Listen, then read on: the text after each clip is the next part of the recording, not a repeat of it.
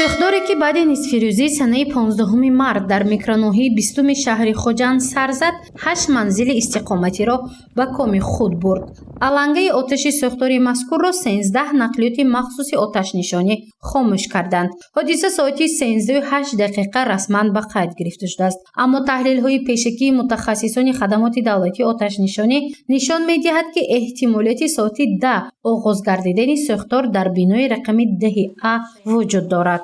در آشیانه ششم بینای 10A خانه‌های استقامتی 58 59 60 61 دراب 1 76 76 دراب 1 77 80 با قسمی بالاپوشی بینا پوره سوخته ضرر دیدن.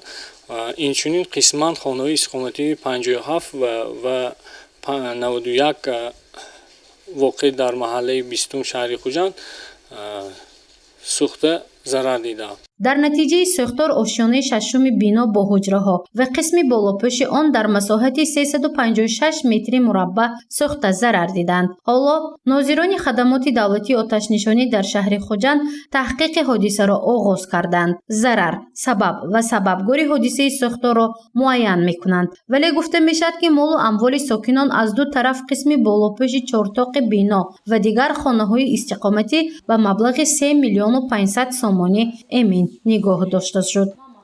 وقتی که خبری حادثه سوختار به نقطه علاقه رئیس خدمات دولتی آتش نشانی وارد گردید، به جای حادثه یک عدد نقلیات آتش نشانی با بس نوبرداری روانه کرده شد. وقتی که به جای حادثه حاضر گشتند، تقریبا این 13 و 11 دقیقه در جای حادثه سوختار یکم نقلیات آتش نشانی حاضر شده و برای خاموش نمودن آن که دیدند که قوه در آنها بوده ناکافی، برای این باز برای یاردم جلب نمودند دیگر تکنیک‌های خدمات آتش نشانی. اینچنین از ناحیه‌هایی که به ما نزدیکترند دعوت کرده شد. در عموم 13 عدد نقلیات آتش نشانی جلب کرده شده با 9 بسته نوبرداری خاموش کرده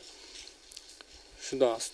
سوختار روز گذشته در شهر خوجند 14مین به حساب می رود. از اول سال 2022 تا به امروز 14 حالت سوختار را خدمات دولتی آتش نشانی در شهر خوجند به قید گرفته است که آن نسبت به همین دوره سال 2021 4 حالت زیاد می باشد. خوشبختانه بر اثر سوختارها تلفات جانی به قید گرفته نشده است. تحلیل های متخصصان خدمات دولتی آتش نشانی نشان می دهد که بیشتر سوختارها در منزل های استقامتی ساکنان رخ داده است.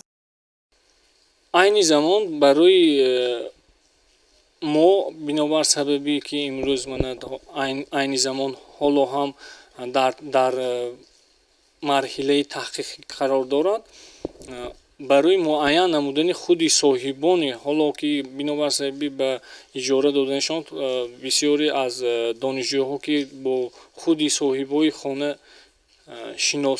شناس نیستند و فقط با طریق تلفن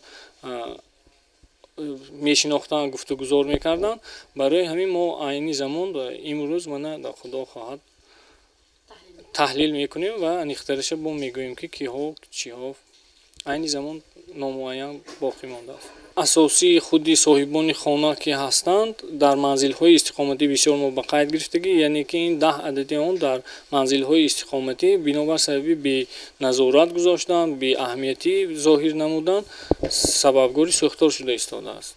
تحلیل های ناظران خدمات دولتی آتش نشانی در شهر خوجند معین کرده است که از حساب عمومی 14 عدد سوختارها 10 عدد در منزل های استقامتی، 3 حالت در انشاءات شخصی و 1 عدد نقلیات شخصی شهروندان سوختار سر زده است و خدمات به قید گرفته است. وابسته به این حالت ها با ماده های 192، 255 و 256 کودکس جنایتی جمهوری تاجیکستان حادثه های ناخوش سوختار به قید گرفته نشده است. خوشبختانه فوت ساکنان از سوختار و یا آسیب آنها هنگام سوختار رسما به قید گرفته نشده است.